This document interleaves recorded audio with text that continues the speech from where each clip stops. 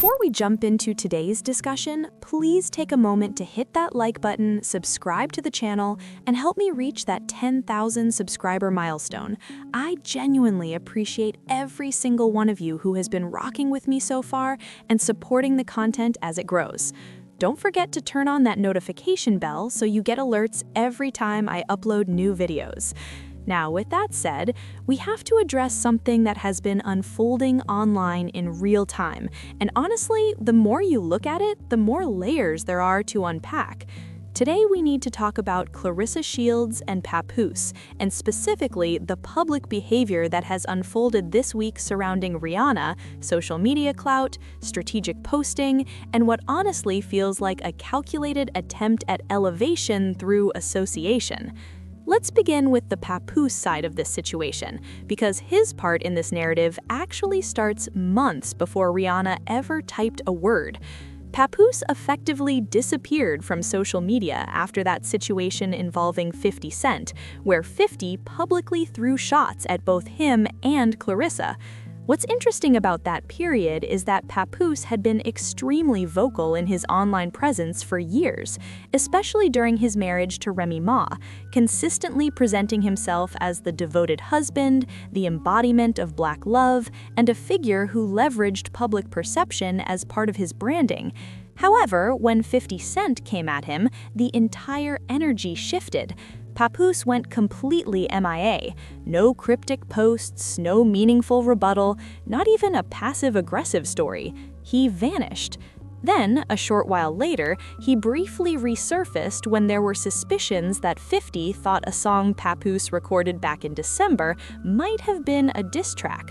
But once the dust settled on that speculation, he disappeared again. So the question becomes, what is Papoose actually doing besides waiting for an opportune moment to reinsert himself into the discourse? Because the pattern here suggests that he isn't reappearing for resolution or clarity or to control the narrative. He's reappearing only when the situation becomes beneficial to him or when it aligns with a moment of heightened visibility. And that theme becomes very important later when Rihanna enters the picture. Now let's shift to Claressa Shields, because her end of this situation is arguably more blatant and more strategic. Claressa has been extremely active on Twitter, or X as we are now calling it, and over the past week she has quoted Rihanna not once but twice, each time in a way that clearly signals that she wants acknowledgement from Rihanna and from the digital audience watching. One of the Rihanna quotes she reposted referenced being with a good man, and Claressa responded, "Period, Rihanna. The only way to be about a good man is the good man in the room with us." That phrasing alone tells you everything about her intention. She wanted to publicly align herself with Rihanna's statement, but she also wanted to subtly center herself in that narrative, implying that she too is with a good man, which is interesting considering the public uncertainty around her relationship with Papoose. Then she retweeted a Shade Room post, quoted Rihanna again, and wrote, "If I ain't the greatest, who is?" while attaching a meme of herself. This was followed by Claressa using that same window of attention to push her merch, which is important because it tells us the attention wasn't just emotional or personal, it was transactional. This is classic clout monetization. Build momentum, get eyes, and immediately convert that visibility into sales. Nobody is saying that's illegal or immoral, because influencer culture thrives on that exact tactic. But the point is, it shows the intent. It wasn't organic, it was opportunistic. Shortly after, Claressa quoted someone saying, "For people to not like you, they sure will watch the fuck out of you." Claressa replied, "Lol, I'm really loved." The irony of that statement is that it suggests she is both aware of the criticism she receives and aware of how that criticism drives traffic. And then we jump platforms. She hops over to Snapchat. The day before all of this, she was in her car listening to Janet Jackson's "I Get Lonely," which is a very interesting emotional tone to set publicly. But now that Rihanna finally acknowledges her, suddenly it's a full glam look, hair done, makeup complete, and she's back in the car. Only this time she's playing Rihanna's "We Found Love." At that point, you have to ask, what is the end goal here? Is she trying to manifest a Fenty beauty campaign, a Fenty skin deal, Fenty hair promo, Savage x Fenty modeling? Or is the goal simply to gain acknowledgement and proximity to a global superstar? Because there is a huge difference between wanting a brand partnership and wanting public validation, and the behaviors we're seeing lean more towards the latter. And then, just when the audience might assume Claressa is the only one chasing the Rihanna energy, Papoose suddenly reappears, again after Rihanna's tweet, and the timing is way too convenient. He posts a video with Teddy Pendergrass's "When Somebody Loves You Back" in the background, comments turned off.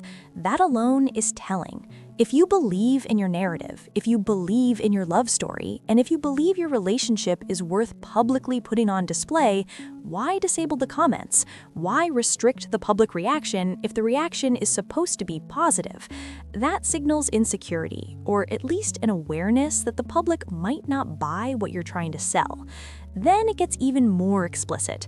He posts a side-by-side image of Rihanna and A$AP Rocky next to himself and Claressa. Now right there, that image alone tells us everything we need to know. That is not casual, that is not accidental, that is intentional branding. It is comparing, aligning, associating, and most importantly, attempting to elevate through proximity.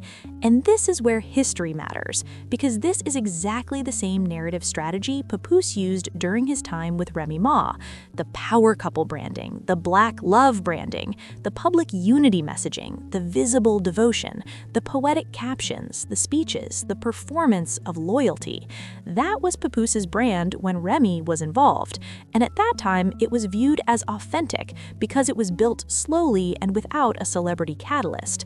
But here, it only materializes after Rihanna acknowledged Claressa Shields, and that makes it feel artificial. It makes it feel opportunistic. It makes it feel like Papoose isn't celebrating love, he's celebrating visibility. That distinction matters. Now, let's dissect the caption, because that is where the entire narrative cracks wide open. Papoose describes Claressa as having a big heart, a big smile, and says people assume she's rugged because she's a fighter, but he goes on to emphasize how well she takes care of her body. Then he directs people to zoom in on her small hands, small feet, and unbelievably smooth skin. Then he concludes by stating she's a very beautiful black woman and that the way she loves can inspire people. The issue here isn't that he complimented her body, it's that he almost exclusively complimented her body. There's a difference between praising someone's physical attributes and celebrating a love story, because when Papoose loved Remy Ma, he wasn't writing captions about her small hands or smooth skin. He was writing about loyalty, he was writing about sacrifice, he was writing about emotional connection, he was writing about being there through prison sentences, hardships, and career challenges.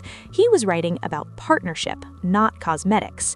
Here, there is no mention of how they met, how long they've been together, what they've overcome, what makes their bond meaningful, or why he loves her in the first place.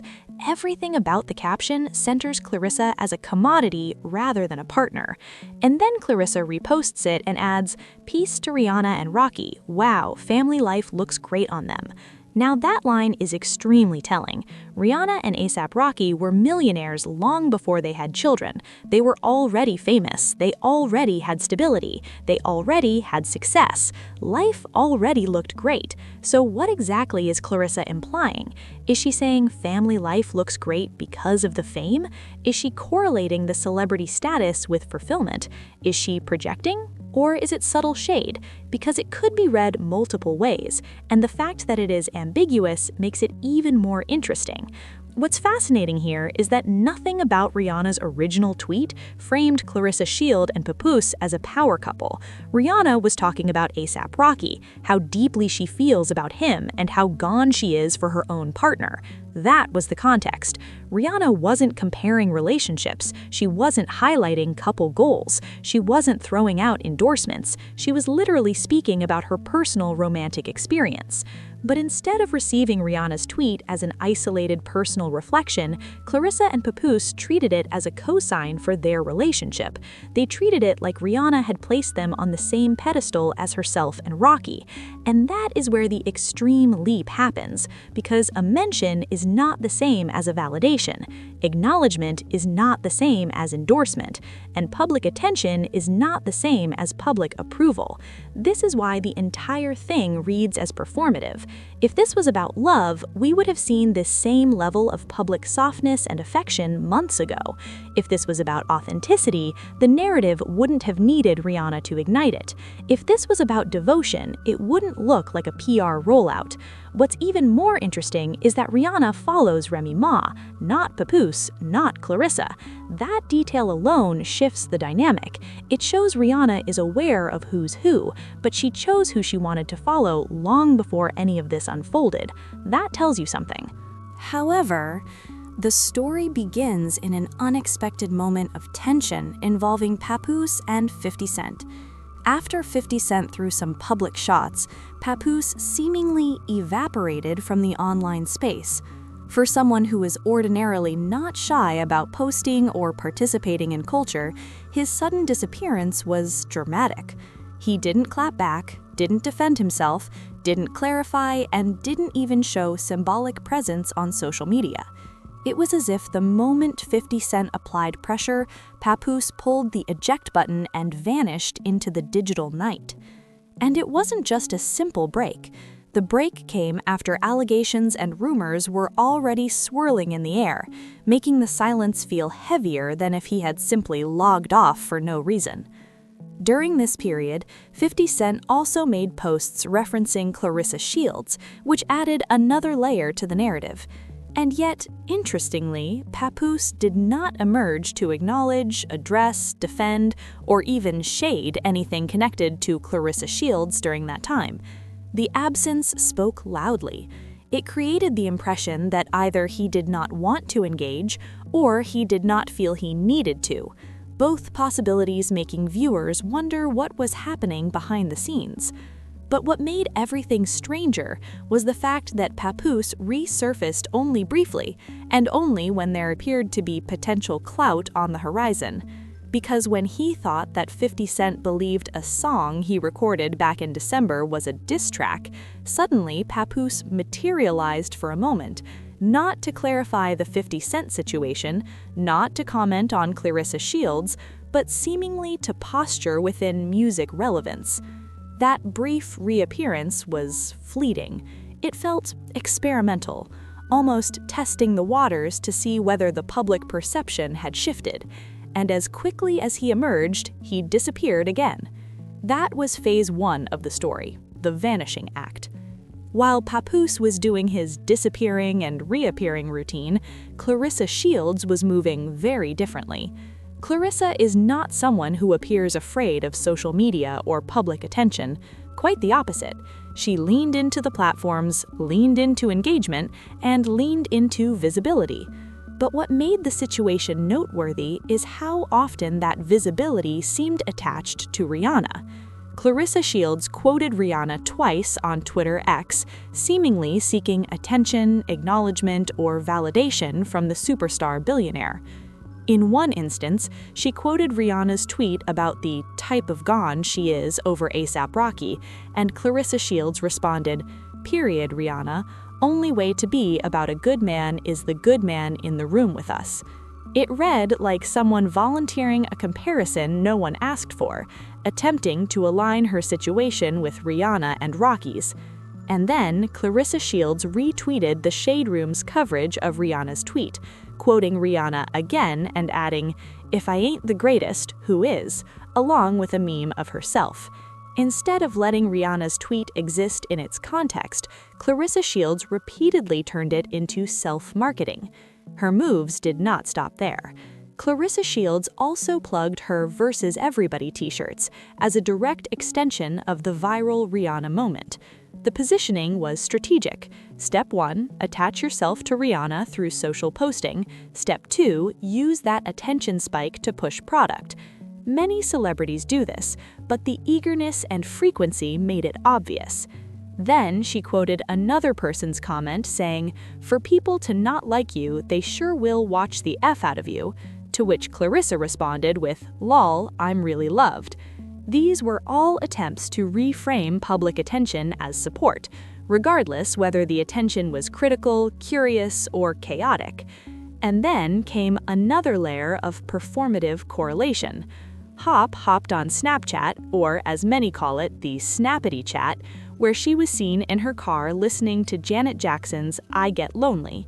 This alone was not particularly suspicious, but the timing made people raise eyebrows. The following day, after Rihanna publicly said her name, Claressa Shields re-emerged on Snapchat again, this time glam, hair done, makeup finished, outfit on point, and listening to Rihanna's "We Found Love" in her car.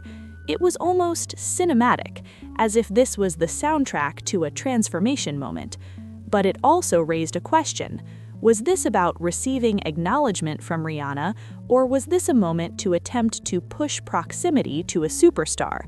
Because the implication was clear. Claressa felt seen, and she wanted the world to see her being seen.